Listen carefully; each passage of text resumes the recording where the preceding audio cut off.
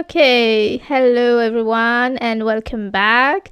We still have Sunita with us, and I am just loving the conversation that we are having. It is just flowing and it is really wonderful. Sunita, so before you were talking about the reset method. So, and how you're helping people as a consciousness coach using one of this method, which is called reset. So can you tell us a bit more about it, so that we can Yeah, know? Yeah. perfect. So it's a 5-step process, and it's RESET, and it's an acronym for each of the steps there. So the first step here is R. Recognize. Recognize that you're doing certain things. It's more on the aspect of being aware. Sometimes we are continuously doing certain thing and we are not even aware of what's happening. But then you step back for a while. Oh, I'm actually doing this. Like, honesty, with some honesty. Oh, I actually felt negative towards that person, or I actually behaved this way. It's just stepping back from completely identifying yourself with what is happening to taking a little bit distance from what is happening and then looking at it from a second person's point of view. You just recognize, you just notice it. Oh, this is happening.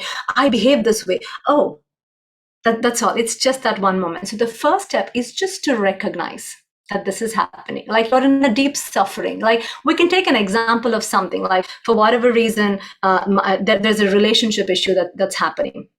Oh, I behave this way, right? That's the first step. Just being aware, just being conscious of what's happening. And if you just do this step, lot of times 50% of your suffering just goes. Like this is the biggest, this is what is talked about in almost all cultures, right? Just be aware. You are awareness. You're just being conscious about things, right? That's the first step. The second step is, go ahead.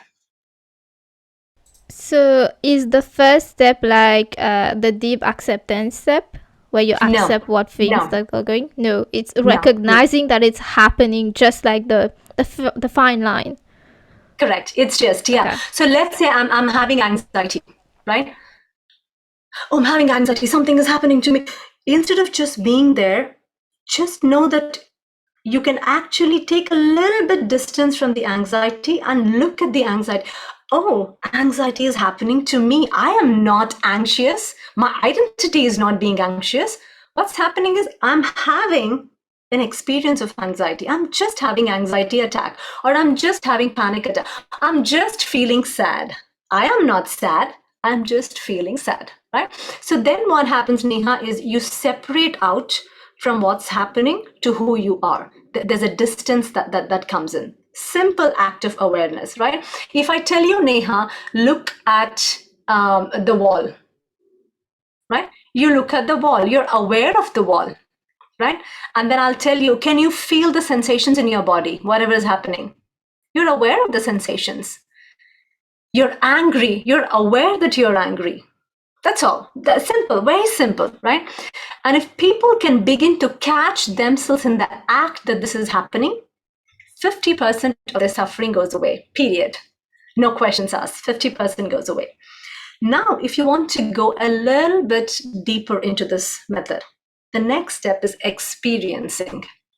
So now, if you take any experience that you have had, take the best of your experience where you're elated, joy, happy, and you thought the world is under your hands, and you take the deepest, lowest moments of your life.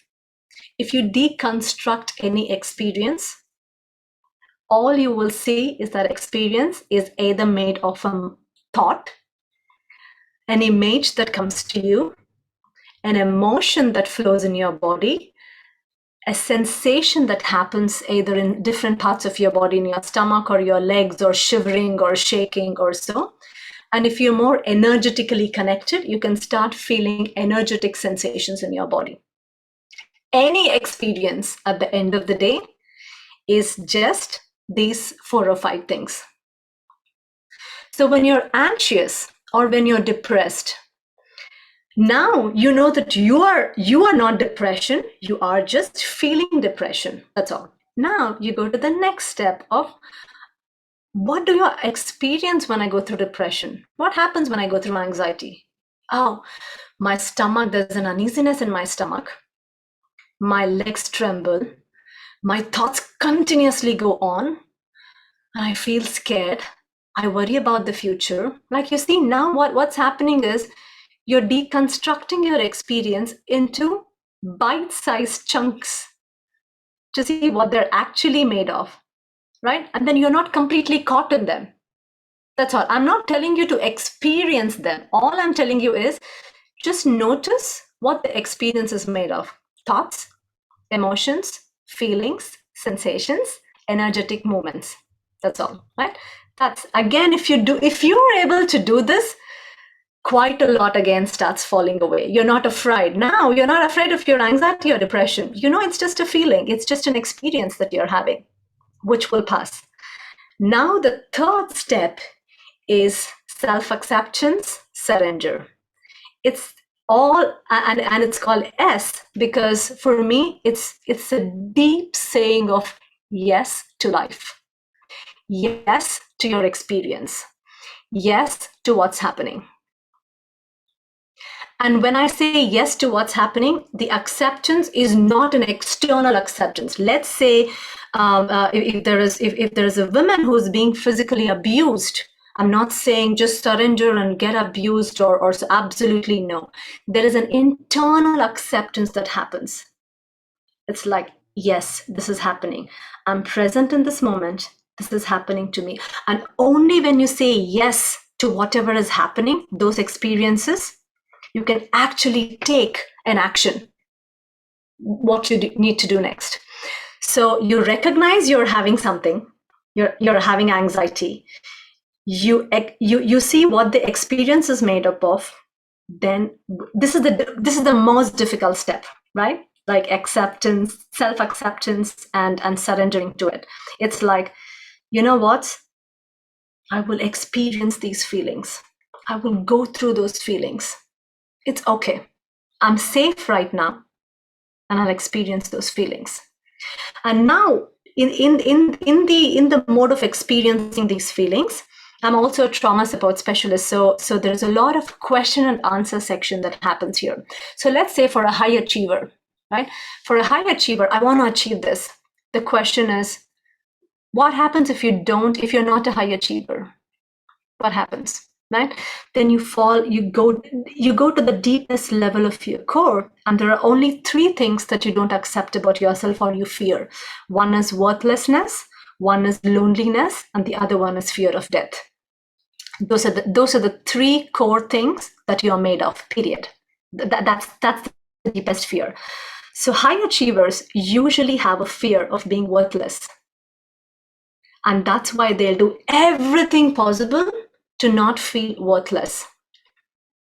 Loneliness, because they feel that they're not going to be accepted in the life, in the society, if they're not high achieving, right? They need to be recognized. They feel lonely otherwise because people are not going to talk about them or respect them or love them or so on. So in the acceptance path, it's about accepting that it's okay if I'm worthless, that's okay. You don't have to go tell everybody that I'm worthless. It's just within you, I'm okay. If at this moment I'm feeling the sensations of being worthless, I'm okay to experience. You are not worthless or you're not worthful. It's just a feeling of worthlessness, right? If you think about it, it's just a feeling that all through our life, we just don't want to feel these feelings. These are called somatic way of dealing with your trauma. And I teach this. It's somatic is within the body, going through the body feelings and then experiencing them willingly and then transmuting. Michael Singer, I don't know if you've read about his book. It's called The Untethered Soul. He's a wonderful teacher who talks about the surrender technique, and all he talks about is the negative things that we have within ourselves. Don't express them, don't suppress them, but just transmute them. Convert from the expression of being worthlessness to release them. Just relax into it. And how do you relax?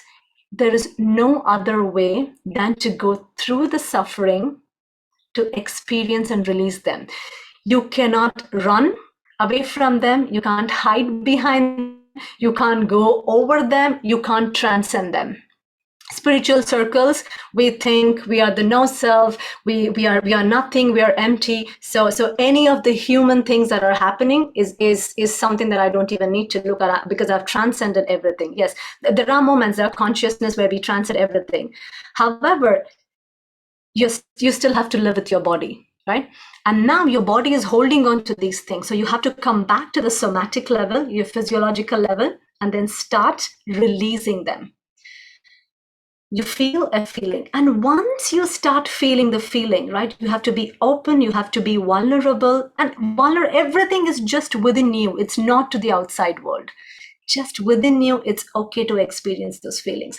So that's the third step, which is saying yes to what's happening, surrendering, self-acceptance, whatever is happening within. Now the next ERESET is engagement with life. It's not just about recognizing something is happening, it's experiencing and it's accepting what's happening and then transmuting those energies. Now, naturally, what happens when you start clearing all of these blocks within you, naturally what happens, there is something within you that wants to express, wants to engage with life in whatever way it does. You don't have to go and build a big company, billion-dollar company. It's just talking to somebody else, spending more time with your friends, spending more time with your partner or with your family, with your dog. It doesn't matter. You just engage. It's called embodied engagement, meaning you start engaging. The reason we need to engage back in life is because all the triggers for us are in life. We tend to go into cocoon when we are sad, right? We just want to stay, we don't want to. But then what expression or engagement forces us is to look at those trigger points, those areas wherein we get triggered, and all our, because see, these feelings are hidden. And for them to come into alive, for them to be alive, you need certain situations, right?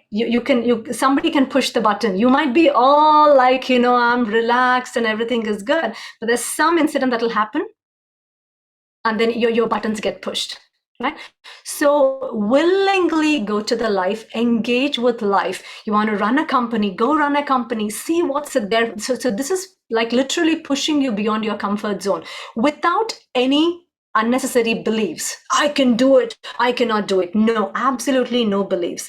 And when you're in a state of completely no beliefs, what happens is naturally something within you, the deeper intelligence, the innate intelligence within you, starts coming into effect. And that's why I say engagement is so important. Engagement to expression of creativity, starting your company, whatever it is for you, do that. And then the final thing is the truth of you who are. So if you keep on doing the 4 steps, RESE, as much as possible, the truth begins to open up. You will see yourself. You will see how your mind operates. It's like, oh, it's just a thought. I don't have to believe the thought. It's just a commentary that's happening. Oh, it's just an emotion. Oh, it's just a feeling. And if I sit with the feeling just goes away. That's all. And then you will start seeing the truth within your own life. And then the truth begins to show up in all the external world too, as soon as things change within you with no beliefs. I don't want to put any positive belief here. It's just pure no belief. Then the truth begins. And then the truth of who you are as just simple consciousness will begin to flower by itself. There's not much we need to do. You'll start awakening to the life, to waking up to whatever is happening. It's a natural process, like the transparent self or the true self or the authentic self. That's the truth, which will eventually happen.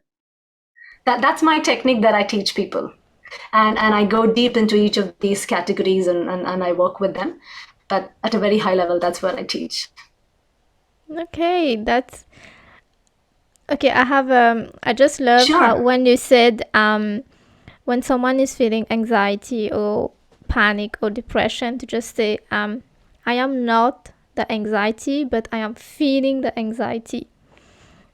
I love that because sometimes when we're in the moment and we're having a panic attack or an anxiety, we we feel that okay, this is happening to me, or I'm going to be something's going to happen to me. But like you said, it's just experiencing a feeling of it. Like the anxiety is not me, the depression is not me, it's the feeling of it. And the feeling, like you said, with the reset method, we can go through it through different stage. So at this part, really, I love that part. I'm going to try that whenever I feel, whatever I feel, the anxiety or anything, to just say, I am not the anxiety, but I am feeling the anxiety. So I'm recognizing that I'm feeling it, but it's not me. It's not going to be me in a couple of hours. It's not going to be me Exactly. tomorrow. Yeah, so it's just in the moment, and still that moment is just a feeling. It's a Yes. thought. Yeah, I love that. Where did you found out this method? How? I'm curious. So this is when I went through my own journey, and I told you how they started manifesting into physical symptoms. I went through fibromyalgia. I went through TMS syndrome. It's called the tension myoneural syndrome. I had severe insomnia. I had chronic pain, and I had chronic fatigue syndrome. So then I had to come up with a way. Then I started training with many teachers from the Eastern methodologies. I was with my teachers were from the Buddhist traditions, from Zen traditions, and from Advaita traditions. That's on the Eastern side. And on the Western side, I started working with I'm also like a CBT practitioner, and I also use CBT methodologies, NLP methodologies on the Western side. And I'm always looking to bridge the gap between the Eastern and the Western. Either we completely fall into the Eastern methodologies and we don't know how to live the day-to-day life. Sometimes that happens. Or we are completely into the psychology and it's all about achieving and doing and success and mindset and so on. And then we forget about the core spirit aspect of us. So I wanted to create a technique. This is just my own technique. I came up with the acronym, and I came up with it, and I wanted something so that it stays with people. Did I reset myself? I'm having an anxiety attack. Did I reset? And reset also forces your body to just reset, right? Like, oh, it's happening. It's just reset. It's the old thing goes and the new thing comes in. It's just resetting yourself. That's all is needed. Every moment that happens, just reset yourself. And then when you just do reset, what happens is you go through these 5 techniques. And it can literally change your life. It changed my life. And I used the same technique to go through all of my issues, anxiety, panic attacks, whatever, all the things that I spoke about. I used the same technique, and all I needed to do was feel those, sit with them, say yes to it, and start engaging in life. And when I started doing the truth started. And of course I did a lot of other practices of deep self-inquiry, self-realization practices, deep inquiry practices, meditations, all forms of meditations, and so on. So I also did that. But I'm trying to make it as simple as possible for people to start using this in their day-to-day life. We don't need to go through all of those things to follow this methodology. It's simple. And this will still give you the same benefits of whatever we did, whatever I have done probably for the last 15 years. You should be able to use this just now, like right now. Anybody should be able to do this. Thank you for sharing this method. I'm going to use it, and I hope people who are listening to us will use it as well. Is this something that we can find on your website or your blog? No, you know what? I should probably put this as a proper technique. No, like an actual technique, and then write some details about it. I don't have that. I just teach it. I Yeah. haven't documented this. Okay. Probably I'll do that. Yeah, I should do that. Okay. All right. Okay. So we're nearly at the end of our episode. So quick, rapid questions.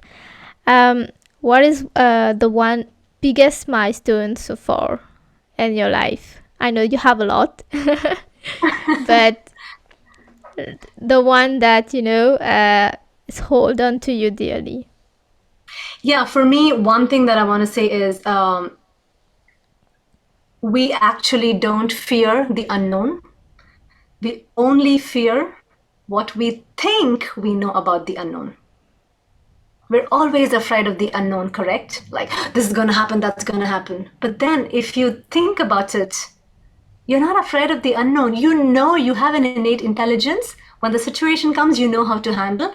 But what you're always scared of in life is what you predict the unknown is going to be, what you think the unknown is going to be, what you imagine the unknown is going to be. And for me, I think this is the biggest learning. So that's why I'm so comfortable with the unknown now. I'm fine. Like anything, I know I'm really pretty comfortable with the unknown right now. Okay, thank you. And lastly, before we end our episode, what advice would you give to our listeners? Do you have other things you want to share with them? Or it could be that one of our listeners, we've talked about so much today. There are so many things, which is just wonderful. But what is specific steps or advice beside the reset method that you just shared that you would give to someone who is in a situation of suffering or is in a situation of the fear of the unknown, like you just said? So what Yeah, would you say to them? yeah. So suffering, and again, it's a very weird, it's a very unconventional wisdom that I'm going to give you. And for some people, it may help. Is when you're suffering, tell yourself it's okay to suffer. It's okay. It's okay. Don't run away from the suffering because the very act of running away from the suffering is creating more suffering. It's okay. When you're anxious, it's okay. Feel it and see what it is all about. It's okay. Right? So don't make your motto in life that I am not going to suffer in life. No. The motto in life is saying yes to life. I'm suffering. Okay, I'll suffer. Because as soon as you say it's okay for me to suffer, the suffering runs away. Try it. Try. Like, I really want everybody to try this. Um, we are like, I should not be angry. I need to control my anger. I should not be angry. If you just sit with yourself, I'm not saying express the anger, but I'm just saying if you can feel the anger within yourself, it's okay. Try being angry just within. I'm not saying go and do things outside, but just try to feel the anger within you and then see what happens. It'll just evaporate. It cannot. As soon as you put your awareness on that energy of anger, the anger just dissolves. It just melts. Because that's what is true love is. It's not the love that we talk about, like, I like this because it makes me happy, I love this person because he or she makes me happy. That's not love. Love is, no matter what's happening, can you feel that? Can you be with it? Can you be present with it? No matter what's happening, the most negative feelings of yourself, show the love, is just be with it and see the magic happens for yourself. Would you say that it's more of letting go the control? Because sometimes we try No, to it's control just everything. Um, so when you're feeling that you have to be in control, right? So now if I tell you let go of the control, you will now think that you need to do something to let go of the control, correct? Like that's the way our psychology works. Oh, I need to do, but how do I let go? What do I need to do to let go? Right? See now how again the things are getting manipulated, right? Instead, I don't have to let go. At the same time, I don't have to hold on to it. Do nothing. Just sit with it. And when you do nothing, what happens is the feelings that were hidden below that that identity of trying to be in control will come up. And that, oh, this is going to happen, that is going to happen. If I don't take care of this, everything, the whole world is going to fall apart. How is my future going to look like? All of these questions are hidden, right? Now what happens is when you just stay with it, when you just feel it, now there is no defense mechanism. You're not controlling, you're not holding on to anything. So there's no defense mechanism. You become open. And when you become open, all of these negative thought patterns, emotions, feelings will come to surface. And that's the courageous surrender that's asked for, that you have to face those feelings, face them. There's no way you can run away from them. If you really want to feel what joy is, you have to go through these hidden feelings, and the only way you go through those hidden feelings is by feeling them. There's no other way to get them out, and they just need to be transmuted. So that's all. It's a very simple practice for anybody. It's a very simple practice, but it's not easy. But if you just do it many times, it'll just become your day to day. I mean, you don't even think about it; it'll just automatically happen. Okay, yeah. And one last thing before we end our episode. Can you tell us a bit about how, because you're a consciousness coach, how the different levels of coaching can help people? Why should, like you said at some point during our conversation, is how coaches going to the right person is very important. It could be a teacher, a coach, a mentor, or something, or anyone that you'd like to go, but it has to be the right person. So how can in this context, so how can a coach help people in different ways? Yeah. So again, it depends on where you are in your life.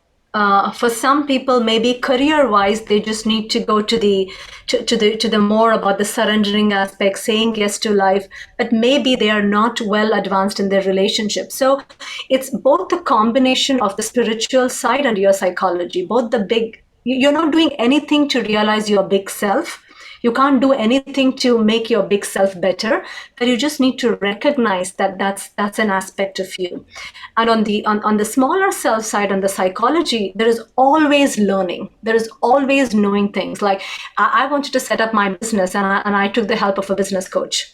So, but then identifying. So when you're at a moment in your life wherein you've done, I've done, like, I understand, and being honest within yourself, understanding why you're doing what you're doing, will just asking the question, why? I need to do this. Why?